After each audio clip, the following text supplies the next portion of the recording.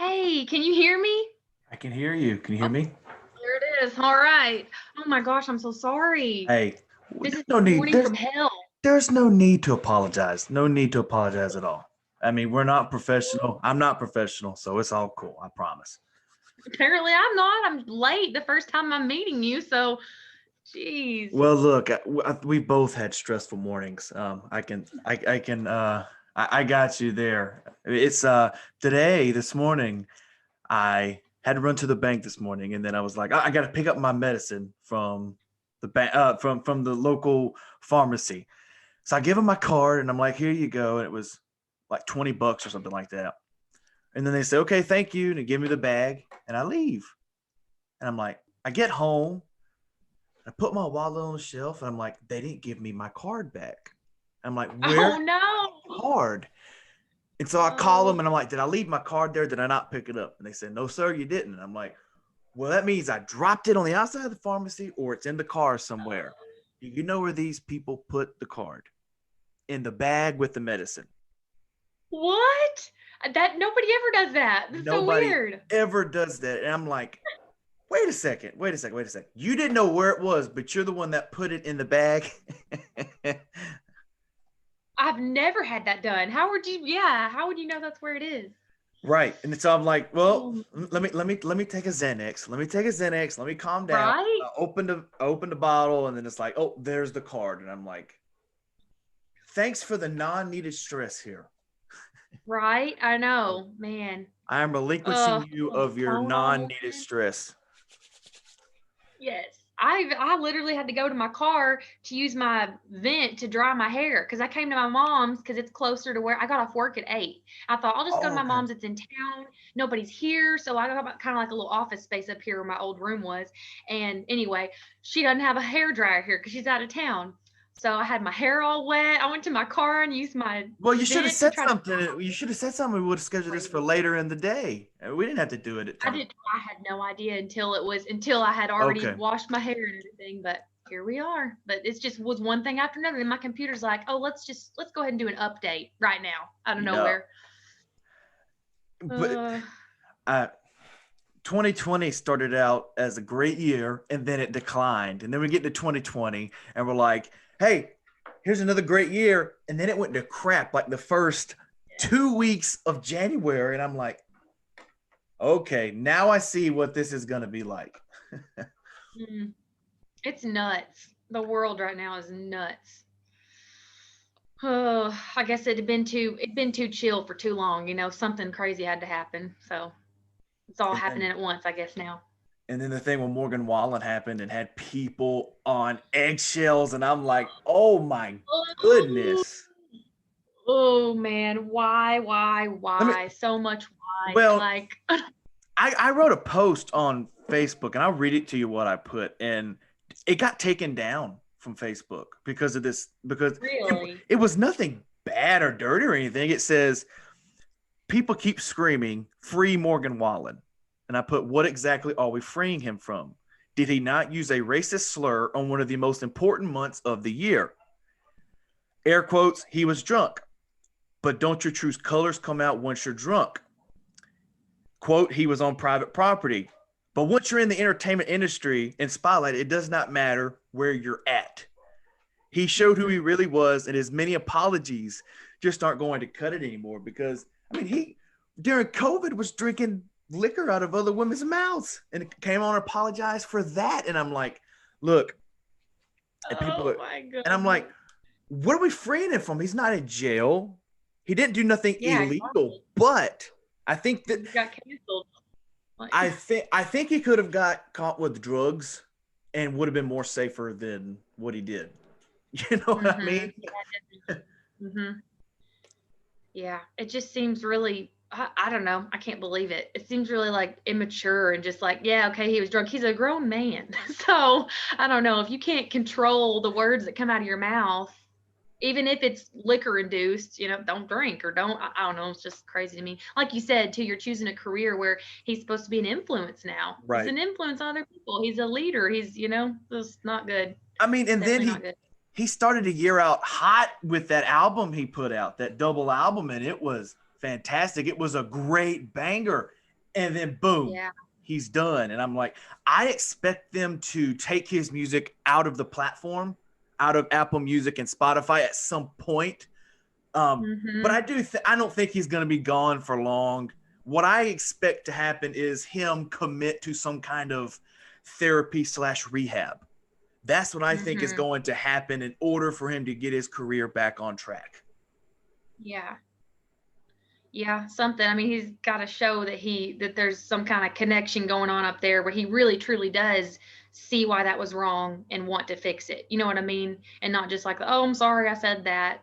Like, I don't know. If Well, you can't see the problem, if you can't see why you shouldn't say that, that's pretty big deal, you know? yeah, we'll get off this subject again in a second because I want to morph this into a question I want to ask you. Because he had mentioned that when he was growing up and wherever he grew up at, that N word was not a curse word. That was just an everyday language.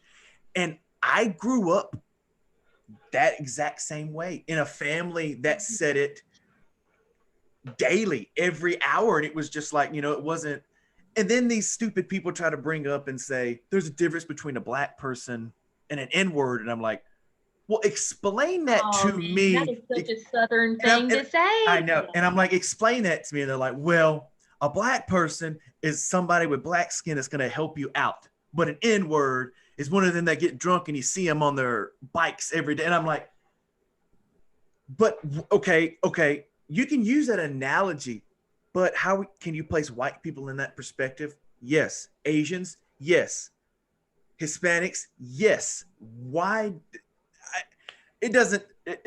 It's That's why I'm going to change the subject because I just get so irritated at it. No, me too. I just get No, because so I'm irritated.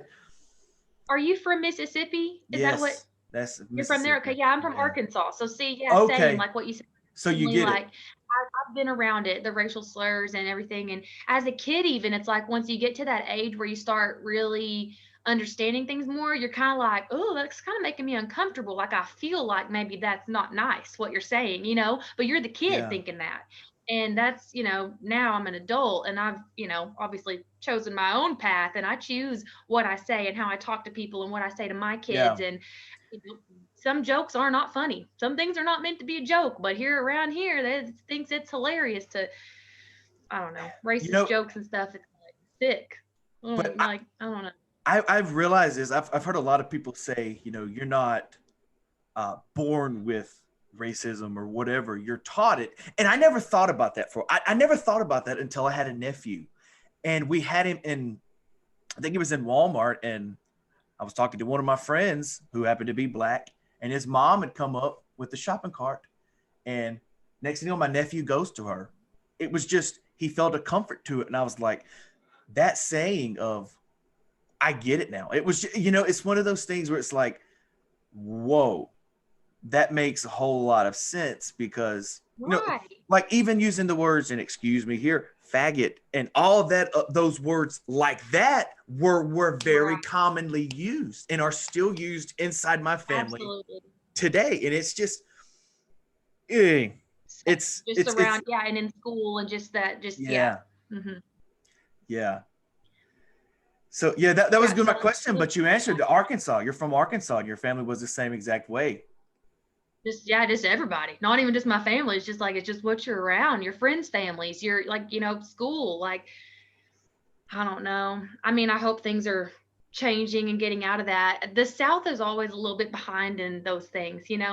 Like the South is more stuck in the tradition, even in those it's almost like a traditional. It's a pattern and it's a cycle and it's people tend to just act like how their parents acted instead of carving their own path or learning. You know what I mean? Oh I don't man, know. So much. It's just so inconsiderate. Like people try to argue why they should be able to say that word and why they should be able to use it, whatever word it is, insert whatever rude, not yeah, nice yeah, word. yeah, Like yeah, it doesn't matter. Why are you attached to having this right and this entitlement to using a specific word when you know that it hurts somebody else? yeah. You know what I mean? Like what are you really getting out of it? Why do you really need to be able to say it or to talk like that when you know that it bothers somebody else? Like I don't know. we're made for love. We're born for love. We're born, to love each other, not act like that. Adults suck. Like, it's like when you you get older and you just realize it's just humans that suck, actually. It's not, I don't know. I don't think we're supposed to be like this. No, and you mentioned something greatly that I want to discuss upon, which is, following your roots and doing what your parents did besides following your own path. And that's kind of what I did for the first time in a very long time. It's this is my first year to vote, and I voted Democratic. I voted for Biden and not Mhm. Republican Trump. I am still, Ashleigh, still getting hell for this. Like, it was like the other night they had mentioned something, because I still live at home with my parents, and they had mentioned something. What was it? Oh, pretty soon we're gonna start wearing turbans and have to have women all face. And I had said something, and it was this hellfire and brimstone within 30 seconds, because I was like, they're the ones that does not watch the news, does not care about it, but will listen to what their friend says on Facebook and will think that's the truth. And I'm like, but if I put something anywhere, everybody has a problem with it. Like, my uncle goes and blocks me on everything and makes me a bad name because I did that. And I'm like, well, hang on a second. Let's flip the pages here. I'm not bitching at you because you voted for Trump. That's your right. I don't care. And whatever your Right. political statement is, but it's like, what was your background, as in, did you follow the roots? And if you didn't and you went your own path, how was that attitude towards your family taken? Well, I'm kind of like you in that it's sort of newer for me to start this whole carving out my own path. I mean, definitely growing up, I just kind of did what everybody wanted me to do. I was a pretty good kid, and I just, with music, with everything, I just sort of took direction from everyone else, whether it was what I wanted to do or what I liked or not.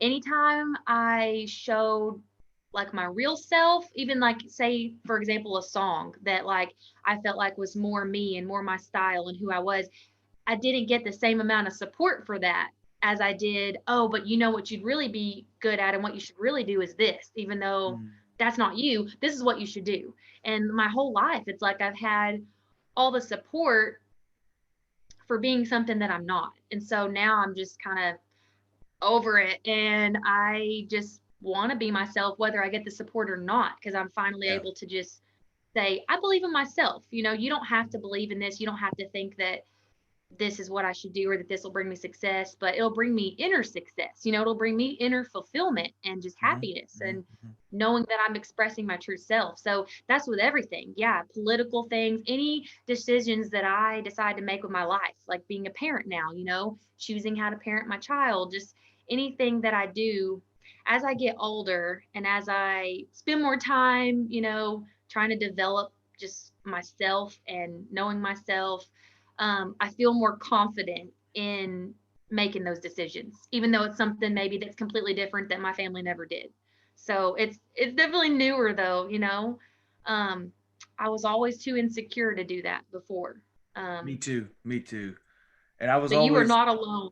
I was always, like you said, I was always the good kid, the smart kid, made straight A's, and it was just, oh, I can't disappoint, because I was always the one that always looked at everybody else's standpoint before I did something, and I'm pretty sure you're Mhm. that same way. And it was just like, you know what? Screw it. I don't care anymore. I'm 23. Who gives a shit? It was, I don't care. Yeah, If I hurt people's feelings, so be it. It just means that they were never needed in the first place, you know. right. So, but you Well, mentioned more that power to you. you you mentioned that you were a mom, and I've seen from your Instagram. Was that something you always wanted to do? Did you always want to be a parent, or was it just kind of, what, really? Yeah, I did know from a young age that I loved kids and I loved babies. And one day I knew I wanted to be a mom. I did not want to be a mom at 22 though, and I did not want to Yeah. be a single mom. Those, no. I kind of had in my head that I would start my family more like in my 30s. Like I was, and I know to some people that sounds old, but to me, I knew that I wanted my 20s really to myself, to spend with myself, to be selfish, to do what I want, to travel, to date, and then not really get locked down into anything, um, and kind of start any roots until way later, like in my 30s. But that didn't happen. So the universe had other plans. Obviously, it was partially my fault too. I was being a little reckless with my birth control. Takes two Ladies, to don't do tango or that. something like that. Takes two. Yep. And I was there. I was tangoing. So it happened. And but it's okay. It just kind of was like, whoa, redirect. I was actually planning on moving to Nashville when I found out I was pregnant. I was planning my move back over there. I was writing so much. I was so inspired at the time. And I got really depressed when I found out I was pregnant, honestly, straight up. I was so depressed. I felt like my life was over. And here I was, 22, going to be a mom. It was over. And that's not true. Now I'm 27 and I've got my son who's about to be 5. And then last year, I met my now fiance who also has 2 sons. So now I have 3 kids, all under the age of 5. And you know what? I'm still making time to write music and release music and work with other songwriters and producers and just do things that I'm interested in. Still accomplish any goals that I have. They just look a little bit different, maybe, because And now I'm in a family already. and harder to do. Let's be honest. It's harder Yeah. to yeah. Yeah. Yeah. Yeah, it definitely is harder. I haven't done anything for months. I haven't touched my keyboard, haven't sang, haven't really written anything because I have been so much in this mode of just transition and adjusting to being a mom of 3 now and to being in a relationship. Just that Yeah. alone, trying to make time for us to continue to grow and just, spend time together. I got to spend time with him and then I got to spend time with my 3 children and myself. I've kind of been put on the back burner, but I did that, willingly. It was a sacrifice I'm happy to make. But now our kids are finally getting back into preschool and we're kind of getting into a new routine. And he and I both are going to start making more time for our music because he also is an artist. So And finding more time to sometimes, tango. yeah, well, yeah, safely tango. Safely Exactly. tango. There you go. Yes, absolutely. Kids, we're My talking goodness. about dancing with Yeah. the cleaning things you put on your shoe, the little after you mop. Yeah. Oh man. Yeah. I wonder that because a lot of people that have had kids young are just like, nope, never wanted it. And and it's like now I can't see myself doing anything else. And it was Yeah. like for me, it was like I never wanted kids, but then my nephew came and I'm like, I definitely don't want kids at all now. It's Oh yeah. it's like, Oh well, I don't oh want any more. dude, Now that I've got 3, I'm oh good. yeah, I'm you're good now. good. You're good. Yeah, when we first got together too, it's just kind of that new thing, that new couple thing, the little honeymoon phase, and we're just like, oh, to have another baby. What if we had a girl and it'd be so sweet? And you just kind of talk about those things. It's like cute to talk about, but no, we have kind of decided like I think we're good. We both, the longer that we're a family of 5, wow. Like we're just trying to get this last one fully potty trained out of the mess making stage. He just turned 3 and we're so close, to getting that. Then they're so much more independent. So we're getting there. Even if you have to snip the dancing shoes, don't have any Yeah. more Right. tangoing. Um, I don't know about that. Yeah. Yeah. I want to do something real quick, and I don't really do this a lot. Let me 1 second here. Ooh. Okay, here we go. All right, I want to play this, and I want to ask you about this real quick. Okay.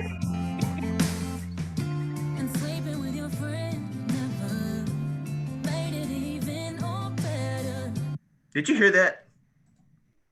The lyric or the what? Did you hear the music coming through? Oh yeah, I heard it. It Okay, came through. okay, Yeah. okay. Yeah. Did that really happen? Did you really sleep with his best friend just to get back at him? Absolutely. Hey, Would I you? don't write it if it ain't. I don't write nothing that ain't true. I'm telling you, if you hear a lyric that I wrote in the song, 100% accurate. It is in some way, shape, or form true. But the backstory on that was he was with my friend first. And that's why I said it didn't make it even Ah. or better. Because yeah, so he Well, while I was pregnant, how does that not make it even though? Like, I'm curious. I'm curious it, because yeah, you would think, right? you would think because you're both getting satisfaction. 2, you're both making the other one pissed off. 3, they did it to you. I'm doing it back. So you would think that would equal out, but how was it not even in your mind? You would think, and that's the mindset that I was in whenever I did it. And just to put it out there, I didn't just hook up with him either. I dated the guy for a Okay. long time. We actually ended up, yeah, we were already friends, you know, because my ex, we were together 5 years off and on, and we hung out with all the same crew, and we're all the same age, and so I already knew the guy, just like he already knew my friend. Obviously, he was my friend. So Obviously, anyway, he knew her a I lot. He didn't know her, just know her. He got to know her really well. knew her. Yeah, right. I Yeah. think he still be knowing her. I don't know, but that's up to them. That's all their business, I guess. But yeah, I actually did date him, and it never was from a place of real love, though. It all came from a place of revenge, and I'm gonna get you back, whether I wanted to admit it or not. Because at the time when I was dating him, I didn't admit that. I was like, oh no, I just really do like him, and he likes me, and but no. But the reason it wasn't satisfying is because I didn't get him back. I hurt myself more. I spent an entire year of my life with someone that I wasn't in love with to get back at my ex. And it put me further in the hole because that relationship actually turned out to be very similar to the toxic relationship I had with my ex. You know, a lot of the same problems, a lot of the same like red flags. Because he was the same kind of person. He was the same kind of guy. And so it was like repeating that old pattern. So it was not worth it at all. And I just had to learn how to forgive him and to forgive myself and move the heck on. And that's how you get someone back is you move on and you glow up, you know, and you get over it, like really get over it, like learn how to be good with yourself. And it took me a long time to do that though. And when I wrote that song, that's when I finally, for the first time, I'd never really had that feeling. I had all this resentment of, you know, I'm raising our kid on my own. He has never met him. He's never sent me a single check for child support. He's never sent me a diaper. He's never changed diapers, never done anything. And it just made me so mad. I was so just worked up about it inside. And you know what I realized though was nobody made me do those things. Nobody made me keep that baby. Nobody made me keep my son. I could have given him up for adoption. I could have gotten an abortion. I had options. I could have dropped him off at my mom's house and left and never came back. I And still then could been do hated that. by your Southern family. Well, true. But I'm saying those are my options. This is Yeah. my life. Yeah. And I continue to choose to be here and be his mom. So, but nobody made me. And Yeah. that's my choice of my life. So I kind of realized like, how can I judge someone else, no matter who it is, my ex, you know, whoever, how am I going to judge them for making their choice for their life? Just because he helped me make this baby does not mean that he actually has to be a parent. That's his choice. You know, I made a different choice than him, and that's okay. So anyway, I finally kind of came to that conclusion after dating his friend and putting myself through just honestly just more stress than what was necessary. So big learning curve. I want to ask you kind of a personal question, but it's gonna morph into something else. If you don't want to answer, you don't have to. But when you said you grew up a single mother, did you have help along the way? Like were your parents Yeah. supportive, stuff like that? Yes. I am like the most blessed person when it comes to family support. Like I said, like I wasn't just saying that about I could drop him off at my mom's and never come back. She would raise him with a smile Yeah, on her yeah, face and yeah, yeah, yeah. judge me for it probably. I have that kind of family. I really do. But instead, I moved to Nashville 5 hours away and lived there just with my son. So I didn't have family help, you know, they weren't anywhere in sight, which was good for me because if I had stayed home during all that time, I really could have leaned on them so much more. You know, I could have had a free babysitter any moment. Well, I didn't have a free babysitter Yeah. there. If I went to do a writer's round, if I went to do a co-write, I had to pay childcare. You know, I had to pay for that. So I spent most of my time at home being a stay-at-home mom with him, and I wrote and practiced and did everything at home with him until he was about 3.5, and that's when he started preschool. So it actually was good for me to be away from all the family support. But I do have it for sure. And if I needed a weekend off, which I did, because I'd be stress levels, Yeah. super high, my mom was the coolest. She would meet me in Memphis, because that's the halfway point, and she would take Kanan for the weekend, and I could go home and just clean my house in peace, sleep for 12 hours, whatever it was that I felt like was a little bit out of balance. I could get some of that me time. And man, so many single parents don't have that. So yeah, I've got the family support more than I deserve. Yeah. Your story kind of reminds me of a Stephanie Land. Do you know who that is? I don't. Stephanie, she wrote this book, and I never in a million years would have picked this book up, but I just so happened to pass by and say, I wonder what this is about. And her story is kind of the same as yours. She got pregnant at early 20s, just a young age in general. Got pregnant at a young age. Baby daddy ran off. Her mother didn't want anything to do with her, was in England. Her dad was married off, and the stepmother didn't want anything to do with her. But I'm not comparing it towards that. I'm comparing it to she was single and had to work so hard to get to where she was at this current point, which was a maid service. She was a maid like 18 hours a day, being a mother the other 6-7 hours a day, just to have enough money to pay this piece of crap apartment that she paid like $100 a month for. And it's just like, Mhm. that amazes me, because men, I think, would have given up after that point. Because instead Yeah. of instead of going and selling yourself or selling herself, which easily could have been done for a lot of money, you stuck it out and it's like, nope, I have enough pride to do work, actual work, for what I have and what I get and what I need. I mean, we all need that. We all need moments like that in our lives. And you can tell when you meet people just by talking to them. You can sense kind of like privilege and entitlement, or you can sense they've been through some struggles and it humbled them. You can tell. It doesn't matter how big or small, just any kind of, that's what life is about, is making it through the struggle and growing and building your character. And I mean, I'm glad, I'm thankful for any moment that I've ever had to do that. It's only been good for Yeah. me in the end. But and what you said about the guys giving up easier than girls, I gotta say it does seem like there's so many more single moms than single dads. The only person that I have ever met that is my fiance, single dad of two, not Yeah. just one. Yeah. And Yeah. Yeah. he had his kids more than the mom. That is like unheard of, unheard of. Yeah. But see, we can connect on that too. We were both single parents, and he really truly did have his kids. Actually, probably more than I had my one. I mean, it's crazy. So like, I can appreciate that in him. That is very, very, very A similar interesting. struggle. No, that's very interesting. I could do a podcast alone just on him doing that and getting his insight on that, because it's just like you said, you never hear it. You always hear, and I've mentioned that before in podcasts. There's never a single dad or anything like that. It's, oh, you always hear of a single mom, and people are Mm-hmm. like, you ever heard of The Pursuit of Happiness? Yeah, but that story didn't really happen the way the movie portrayed it happened. But yeah, I mean, Yeah. yeah, but Oh, they're out there. It's just not as many. I don't think yeah. you hear of as many.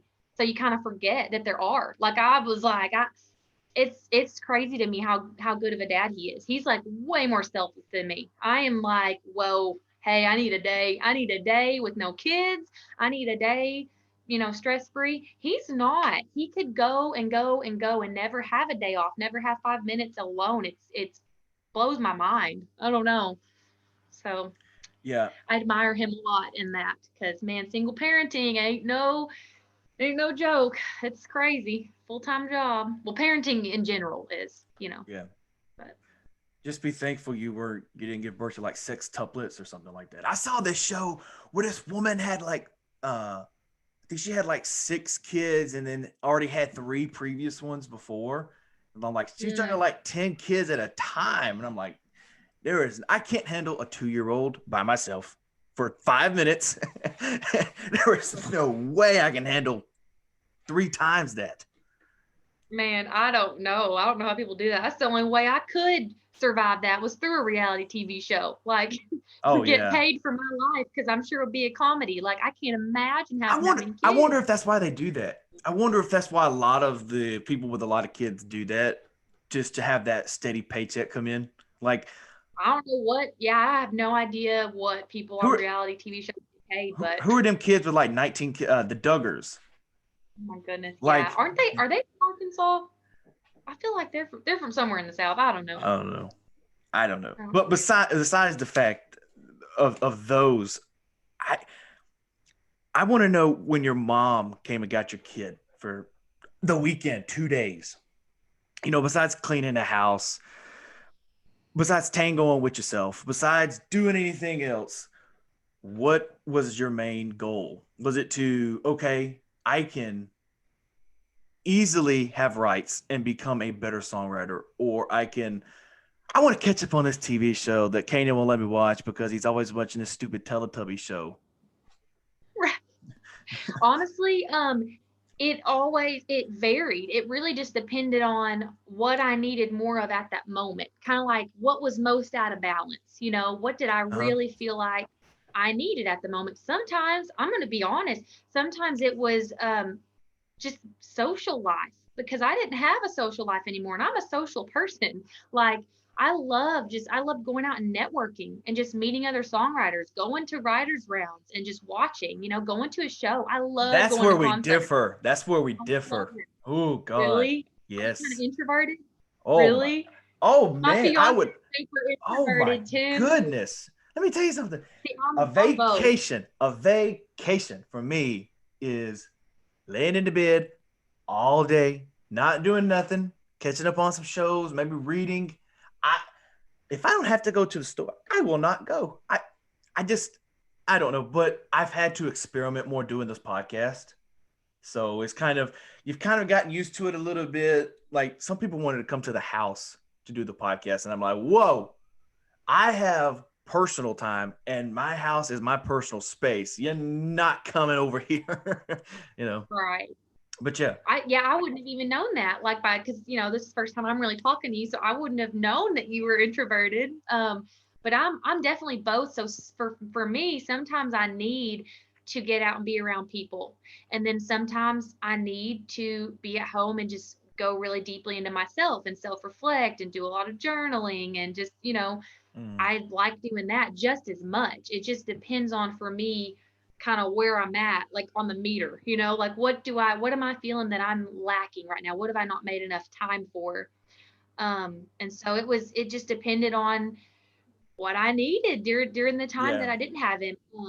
Whether it was go to a show or literally just sleep a lot. Cause man, having a toddler, oh, it's like they are ready to go 6 a.m., ready to get up and get jiggy with it. They are like, always have so much energy. So getting jiggy with it. Definitely, yeah, right. Yeah. Couch potato days, absolutely.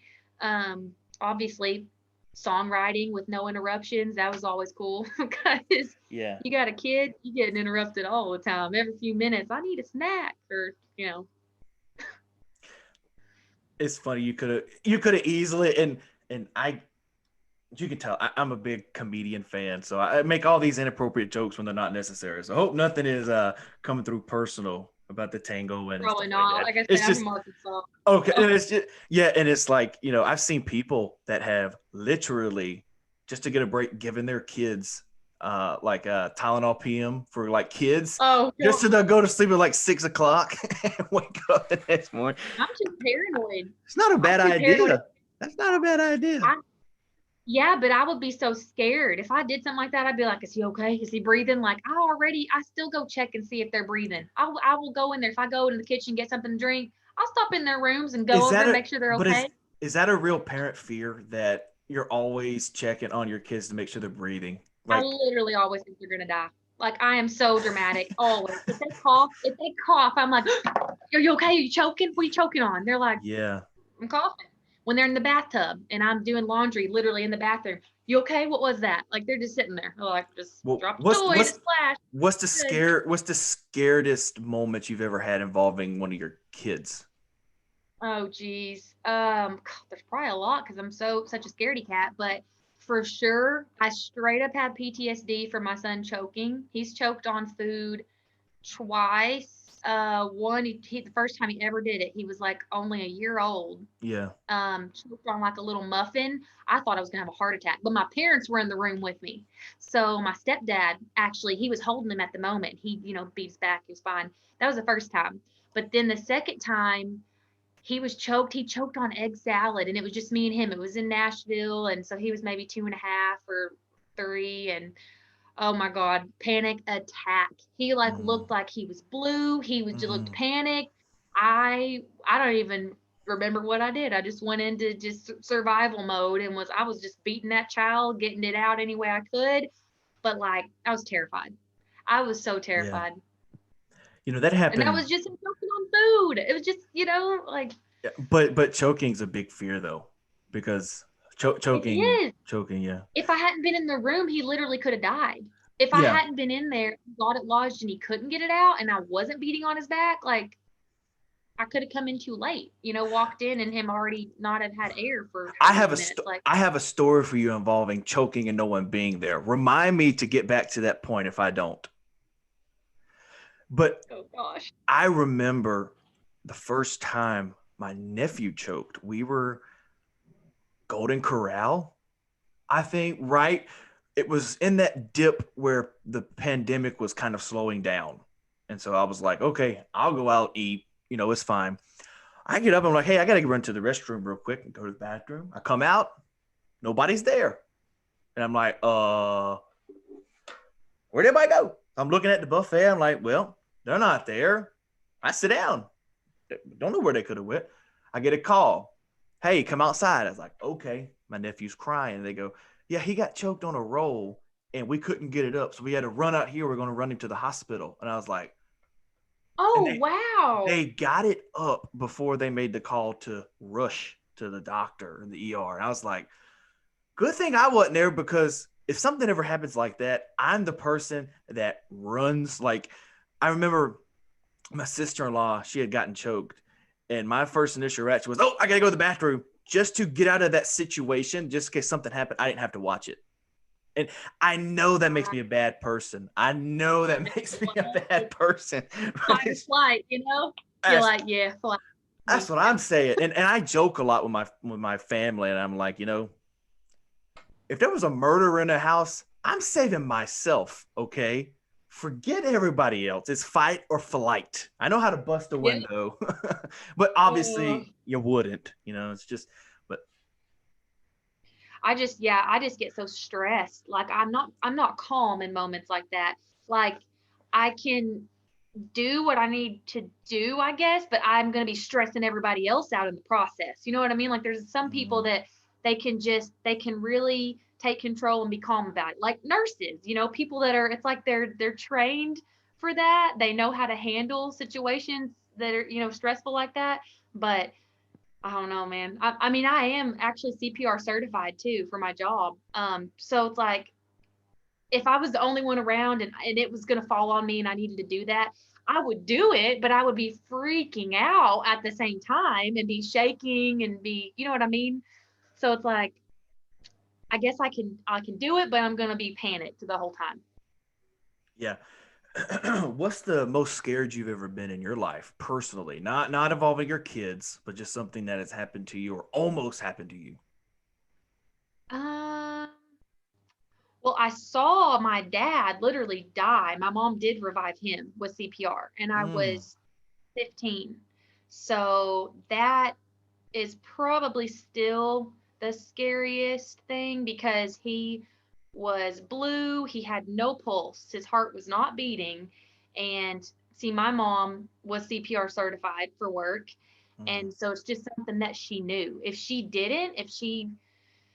hadn't known what to do in that situation, because it was just me, her, and we were actually at a producer's house that I was going to be working with. We flew out there. He flew me and my parents out there to work with him on his ranch. He had a studio there. Really cool guy, but he's like me, don't do well in stressful situations. Mm. And he was just like freaking out, like hands in his head on his head, like, oh my God, what are we gonna do? And my mom just started doing CPR, and he was trying to help at first, and then he was like, stepped back and was like, he's gone, he's gone, he's gone. And I'm crying, Mm. just tears flooding. My mom's trying to have me talk to the 911 call. And I just like was like, wow, my dad just died. Like, I just saw my dad die out of nowhere. He just collapsed and had a little bit of a seizure, and then boom, heart stopped. What did they ever say what happened?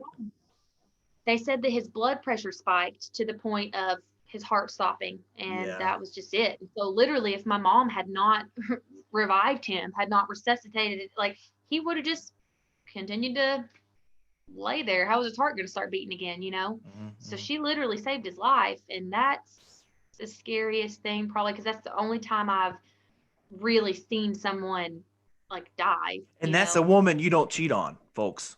Right? I know. My gosh, they're not together anymore. I can't believe, like, how you gonna leave somebody like that? Like, dang, she done saved your life. But man, she's a keeper. Yeah, What I'm crazy. saying.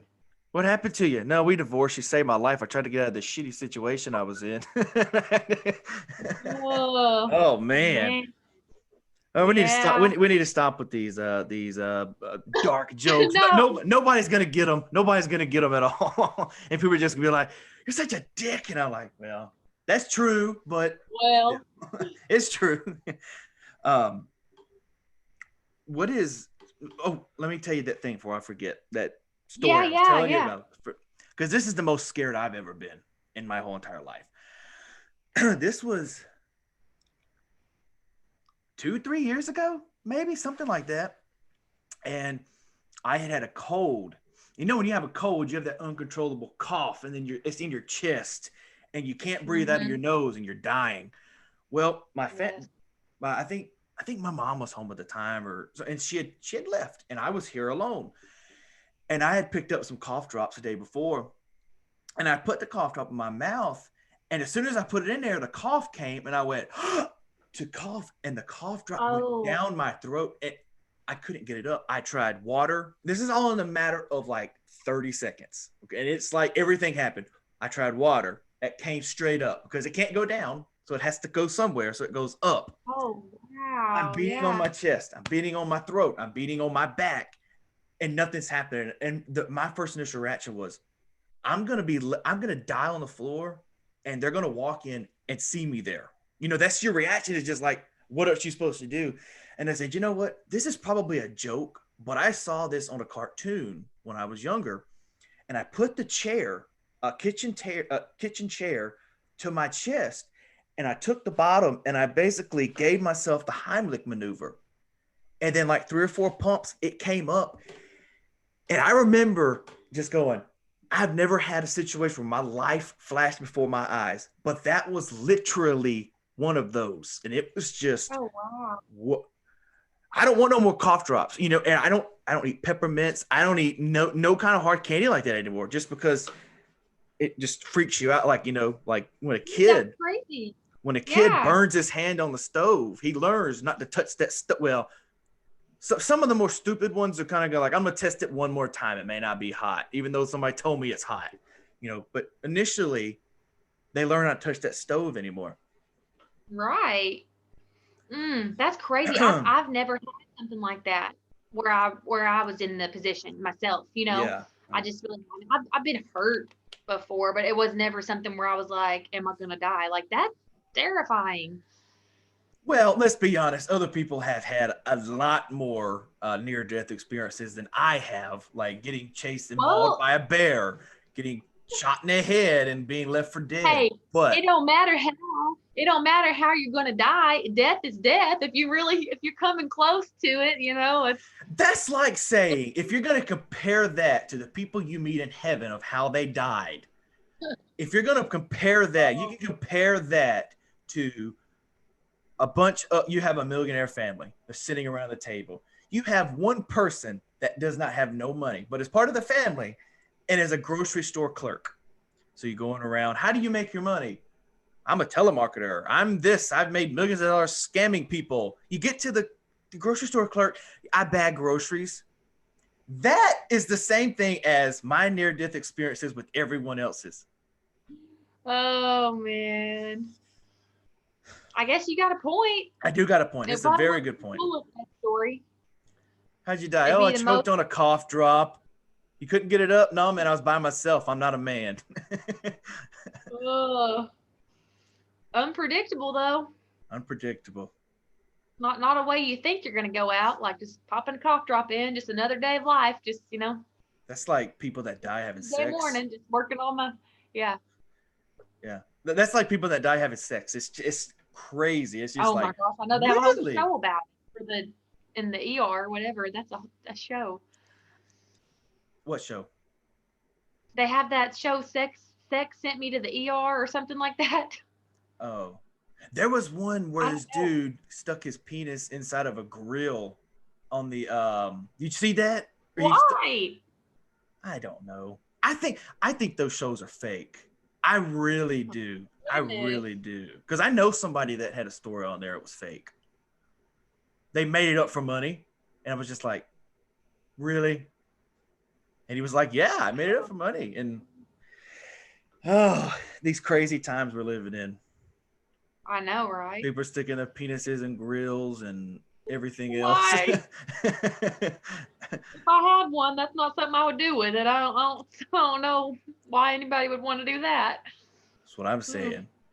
I want to do something. I don't know how much time you got, so I was going to start this series on the podcast, but I don't know how it's going to work. So I want to, if you're cool with it, start it with you today to see how it goes.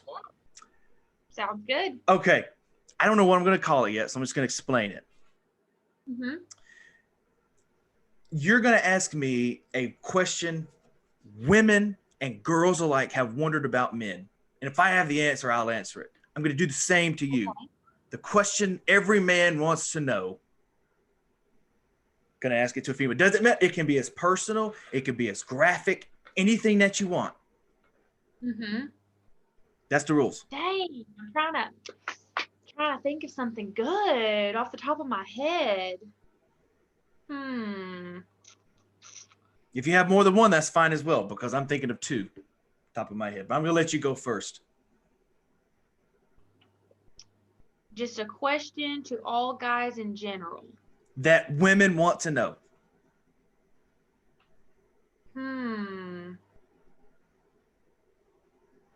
Oh my gosh, I'm terrible at this.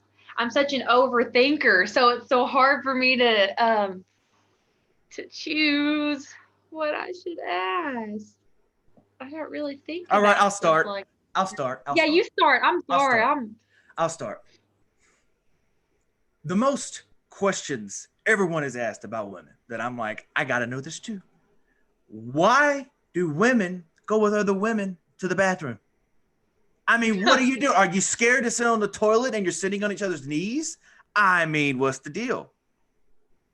I don't know. That's a valid point to make. I don't really know. See, I'm really not one of those girls. Like, I will go to the bathroom alone, and I will also go eat alone and go to a movie alone. But if I had to say why I would like defend that or support that, I mean, sure. I think girls do feel unsafe sometimes in public places, and so I think it's smart probably to do that. And definitely if I am with a group and there are other girls in that group, I do that. It's just something that you're like, hey, I'm going to the bathroom. Anybody else need to go too? And you just go together, and girls always talking, and just we're always talking anyway. So then it's like you get in the bathroom. But is it not weird when you're all sitting in a stall and you go, hey, Samantha, what did you do yesterday on the road? That's not weird. That's not weird at all. Like I've heard somebody in a stall. No, guys don't do that. You respect that. That is your time. Like I don't Number two, I don't do that anywhere except for my own personal house. I knew unless it's like a dire emergency, then I will bring all the sanitized wipes possible. Yeah. But I heard a guy one time, I was peeing at the urinal and a guy was talking on the phone. I'm taking a crap. And I'm sitting there and I'm like, so how do you muffle the sounds of you taking a crap to the person in the phone? Like, you close your legs, make it sound. I know that, you know, they got that mute button. They got that. You just mute it. That's I guess so. Time it right. But no, I don't know. guys do not do that. Guys do not do that. That's so interesting. Yeah, I don't know. I guess I never really thought about whether or not guys did do that, but I guess, you know, girls are just different. And I'm not saying every girl's like that. They definitely probably aren't. But yeah, if I am with a group of girls or if I am in the bathroom, yeah, like I'll talk to them if they're in the stall, or if I do go to the bathroom alone, I talk to girls I've never met before in the bathroom, you know, especially if I've had a few drinks. And I think all girls are like that. It's just like, oh my gosh, I love your shirt. And you just start talking while you're washing your hands or whatever. I don't know. It's just, I guess that's a girl thing. I don't know. But I do think that girls have a reason to feel safer in groups. I think it's smarter to be in numbers, you know, like, especially if you are at a bar or a club or something, right. You know, there's creepy people everywhere. And I'm not saying that guys shouldn't be worried about the same things or have a right to feel unsafe too. I'm not trying to say that, but I am saying as a girl, I have definitely been in situations where I felt uncomfortable, you know, had a person looking at me weird and I'm like, he's kind of bigger than me. I hope he don't have any weird intentions of doing, you know, you just don't know about people. And so if you're in a group versus alone, you're definitely gonna be safer. Going to the bathroom, a little different. Now walking out to your car, walking through a parking lot. Now I understand that. That's different. I understand that. Even sometimes in daylight, you know, it's just like sometimes it can just be uncomfortable. You're trying to get gas and some person is just trying to strike up conversation with you. Oh my gosh, that's happened to me so many times. People will literally try to get my number and I'm just getting gas at a gas station. And they're like, hey, can I get your number? No. What? What do you mean, can you get my number? Why do you need my number? I'm just trying to get my gas in my car and go on about my day. It's just listen weird how that it's like that. Listen how I talk. You don't want my number from a hick.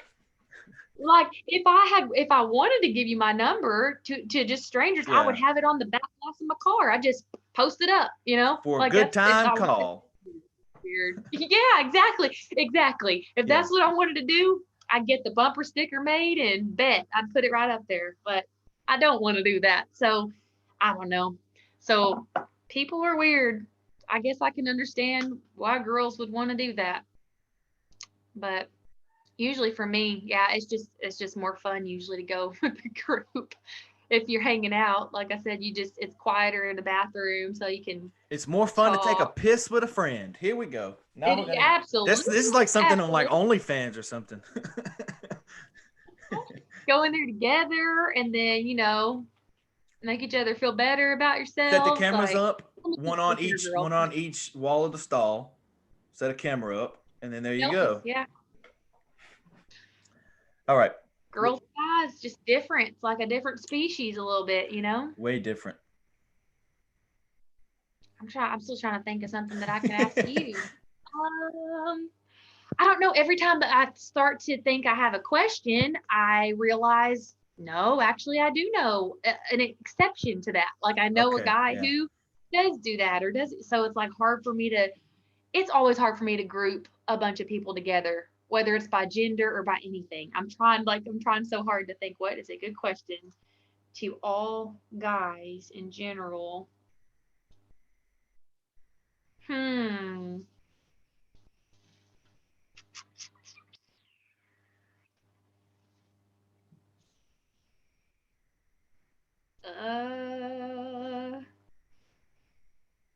Just a second, I can probably pull up the Jeopardy thing.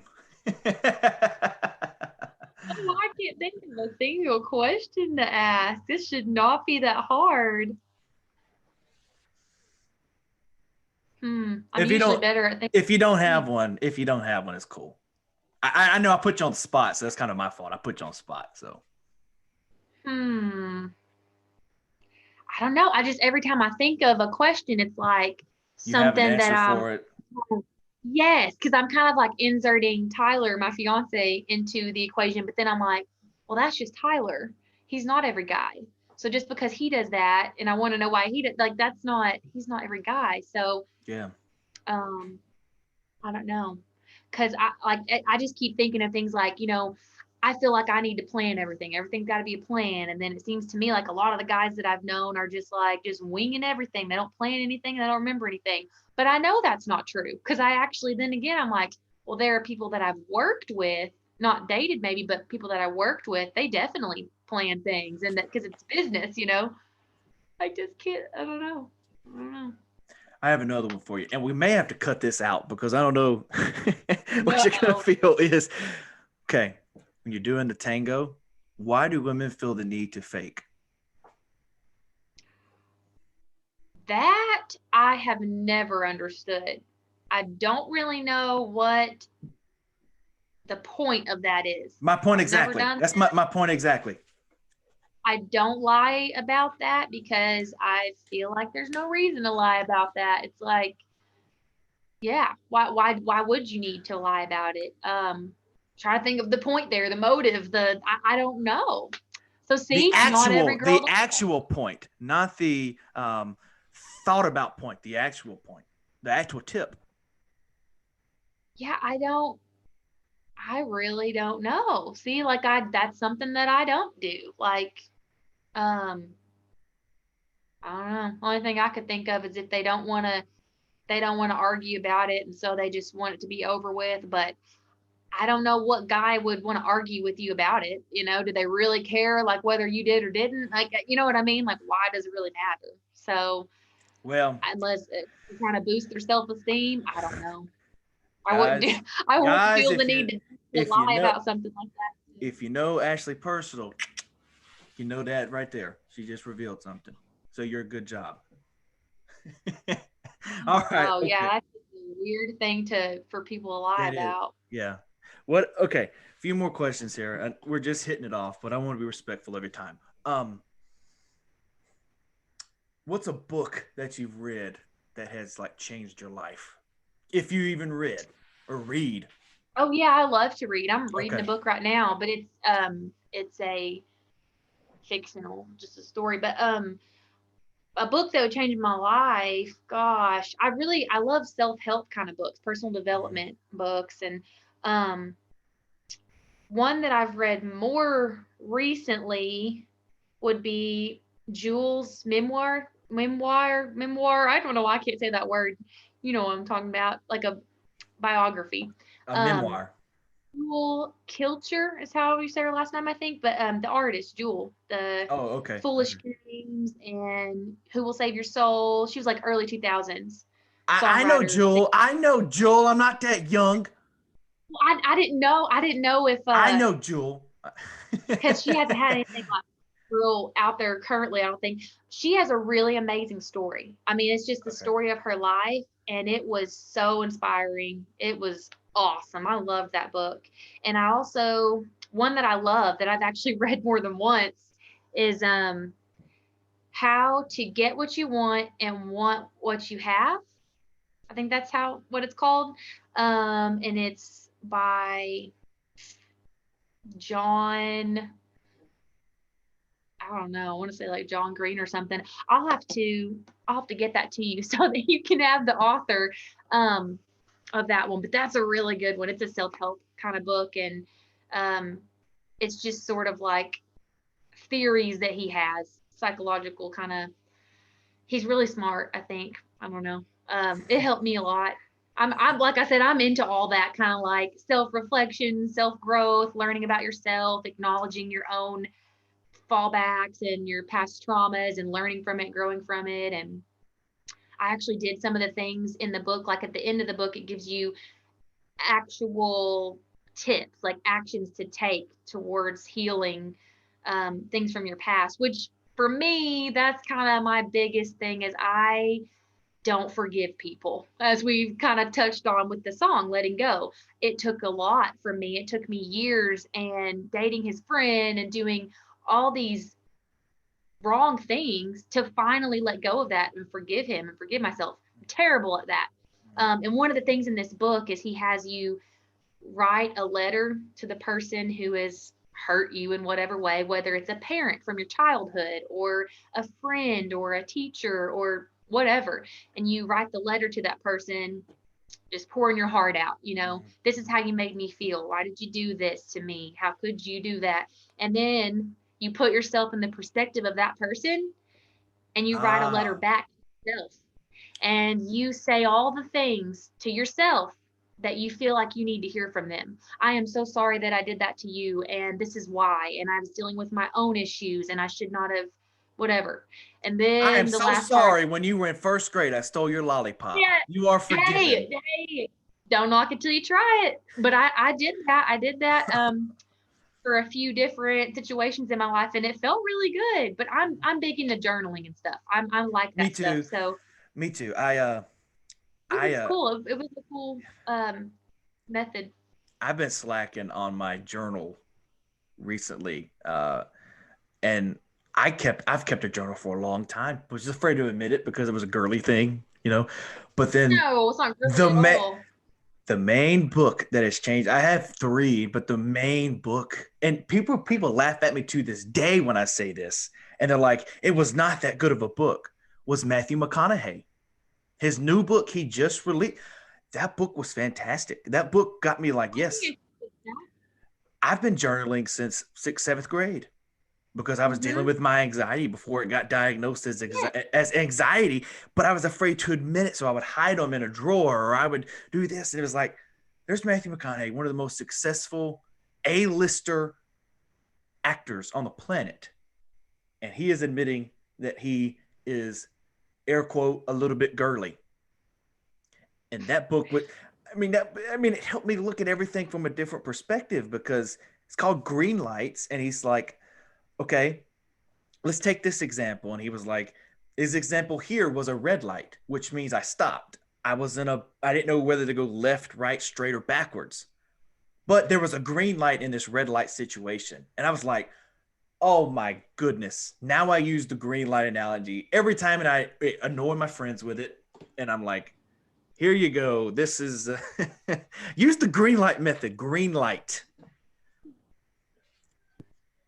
That You sounds know, cool. it's, I would look into that book. I would probably like it. Like I said, I like biographies and stuff like that. I like reading you things know, like that. So I just get confused sometimes because I read like three or four books at one time just because I just get so bored with one, or I'm like, okay, this book is that good that I don't need to finish it right now. I need to take a step back. So I am the person that you look at my shelf right now that I'm looking at and be like, there is no way I would have that many books owned that I bought. And that's one thing that I can buy besides podcast stuff that I know will not go to waste, or vinyl records. I just like, I'm not going to waste my money on that because every now and then I'll buy a dud like everyone does. And those are the mm. worst. You spend $30 on a brand and it's a dud. That's the worst. But yeah. What do you when you're chilling out watching Netflix, what are you watching right now? I actually had just started that series on Hulu, like the little docu-series that the New York Times did. I think there's only like 6 episodes right now. It's really good though, and each episode is just a different topic that they're covering, so it's Okay. interviews and stuff like that. It's really good, and the most current one is the Britney Spears one. It's about the Free Britney movement. That is actually crazy. I didn't know anything really about that until I watched that. So I was blown away by all that. I didn't really know. I also didn't really know that much about her because I was a little kid when she was really blossoming and her career was booming. I was a kid and I liked her a lot, but I didn't know about her background. I didn't see interviews of her. I wasn't like a super fan. I just knew some of her songs. So watching some of that old footage that they put on there and interviewing people from her life and just kind of showing the timeline of just her career and how she was treated in the media and just how she was treated about her mental illness and how she was treated about the way she chose to dress and entertain. It was like sickening, honestly. I feel horrible that she was ever treated like that. I feel like we as a society have made a lot of progress since then in stepping out of that, because now it seems like we really embrace that a whole lot more than we did then, you know. So like Demi Lovato, she's come out and said that she has different issues, mental illness, drug addiction, and everybody's like, yay, we love you for it. Like, you know, that's what I want to see. We love you for your honesty and your vulnerability, and like you're helping other people by being honest about what you're going through, because you're a human. You're not a robot. You're a human. You're an idol, you're a celebrity, but you're human. So anyway, I feel like that's gotten a lot better, but it's a great show. You should check that out if you haven't. I haven't, but I would check it out because I like stuff like that. I am in the middle of Cobra Kai right now, so I'm not going to be checking that out till I finish Cobra Kai. So I've never seen that. What is that? Oh, have you ever watched The Karate Kid back from like the 80s? Gosh, I know what the movie is, but I don't think I've ever really seen it. Ah, don't kill me. No, it's not one of my favorites. It's I've seen it and I know it and I know what happens, but it's basically Ralph Macchio and the main guy from Cobra Kai in the first one. It's basically their lives after what happened, and I was like, I'm not a fan of Karate Kid. I'm not gonna watch that. And then one day, I had nothing to do, nothing to watch, because you watch everything on Netflix within the first day that you want to watch, honestly. And I was like, I'm going to check out this Cobra Kai. And I said, holy crap. Like, I don't think you have to watch the original Karate Kid to understand it. As long as you know what happens, I think that's kind of the point. But yeah, for me, Cobra Kai is fantastic. So I wouldn't necessarily say it's for you because you know, like you said, you didn't really know Karate Kid, but I think it's fantastic. But well, my kids might like it. They are all into stuff like that. Oh my gosh, they love this thing on YouTube called Ninja Kids. Well, there's a lot of Rangers. there's a lot of adult stuff in this show, so I don't really know okay. I don't really know how. Well, Karate Kid is the kid-friendly one, right? Oh yeah. Karate. I'm talking about Cobra Kai. Karate Kid. Yeah, Karate Kid's like rated G or something. So that's what I was thinking. Okay. Yeah. Well, then I won't have to watch the adult one. Well, I mean, it's not sexual. It's a lot of language and alcohol, and I'm not saying how to parent. I just don't know how you parent. So just an FYI. No, they ain't watching that. No, I let my kids watch rated R. The hardcore, the more the better. No, I'm already. That was the worst. I'm already always trying to filter my own mouth.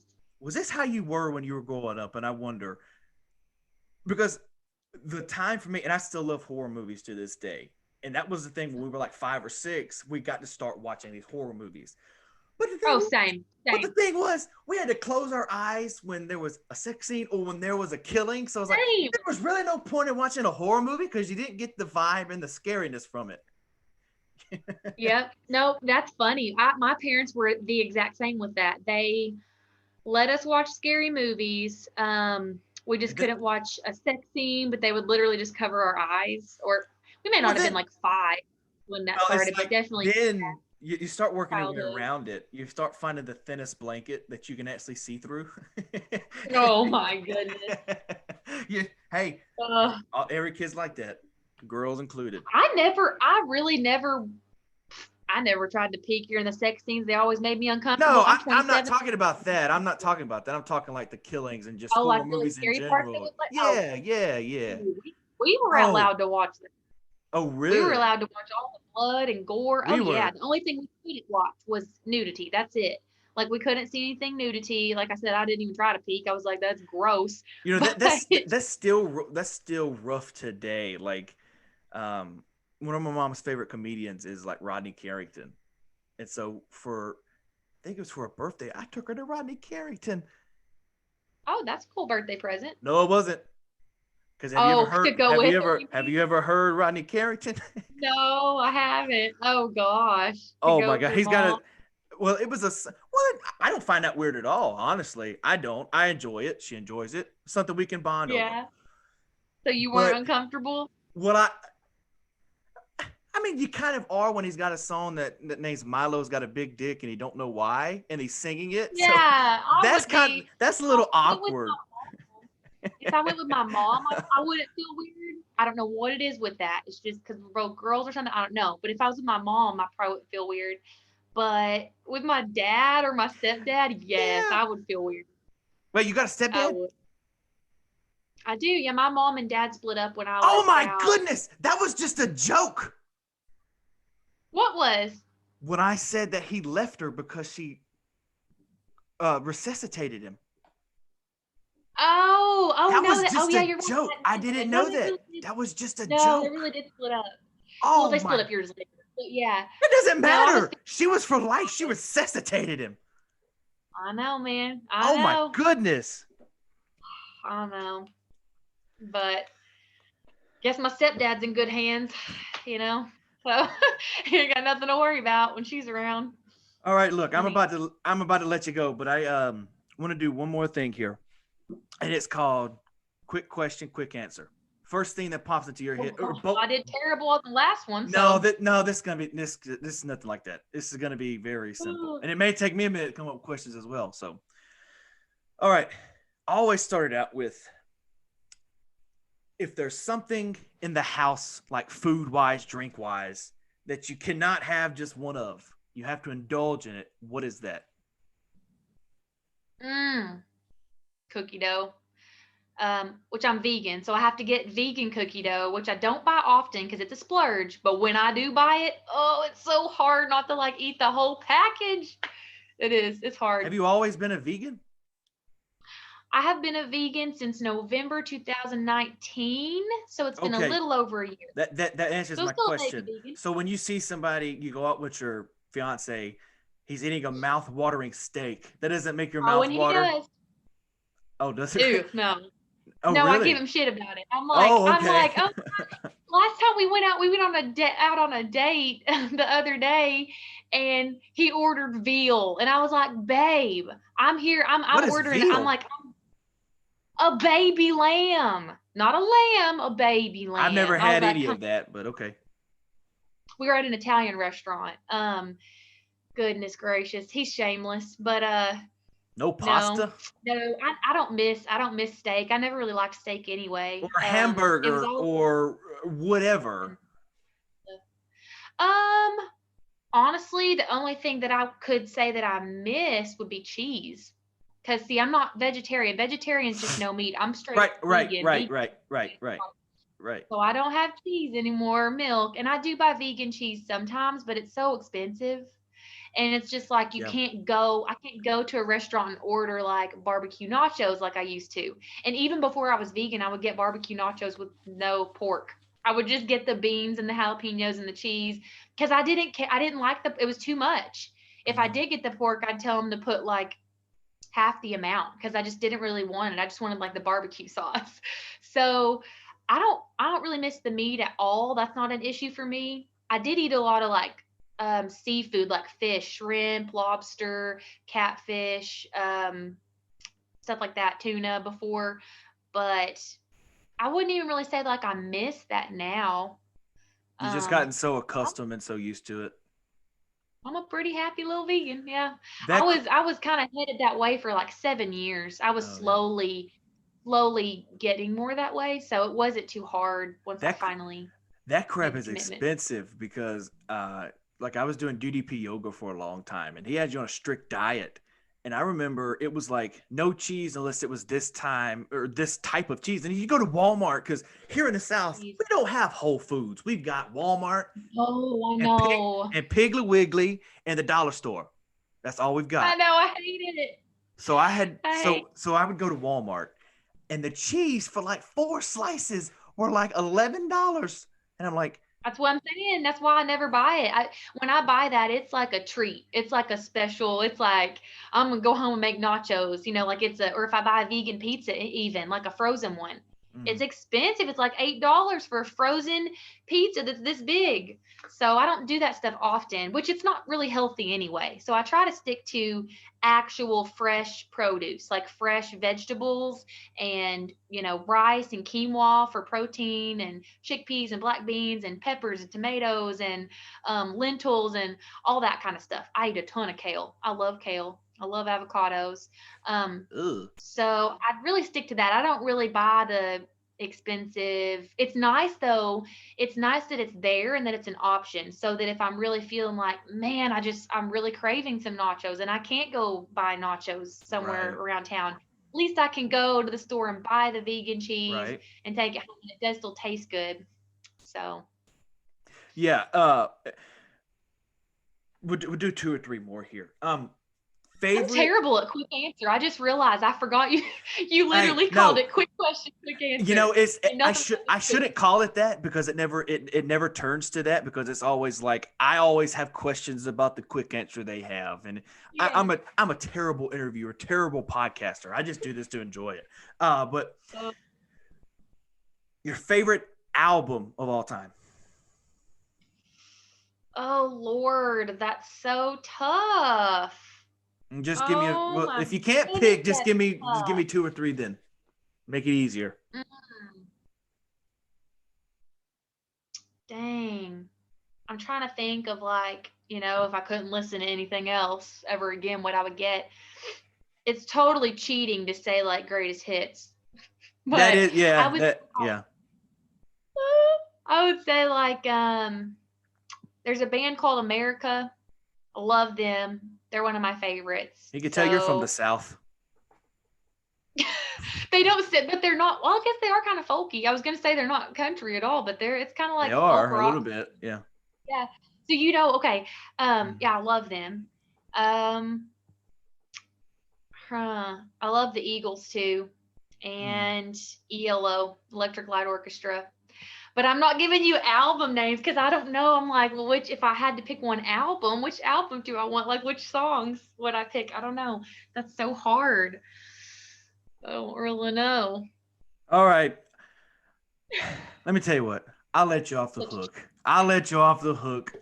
I know we didn't talk about your music a lot, and that's kind of, and I should have gave you that outline before because I don't really talk about music unless I have to. Like if me and you didn't click, I've got notes right here about you and stuff like that just in case I needed them. But I usually can always click with someone unless you're just a big douchebag. But it's kind of cool because a lot of when you do interviews and things with people and you're an artist, it usually is all focused on your music. So you're talking about the same things. Which that's the point. That's the good. point of this. That's the point of this. That's the point of this. Yeah. So I think it's cool because I don't ever really just get to answer things and like share more of just myself, in my real life. So I think it's cool. I think, yeah. Thank you.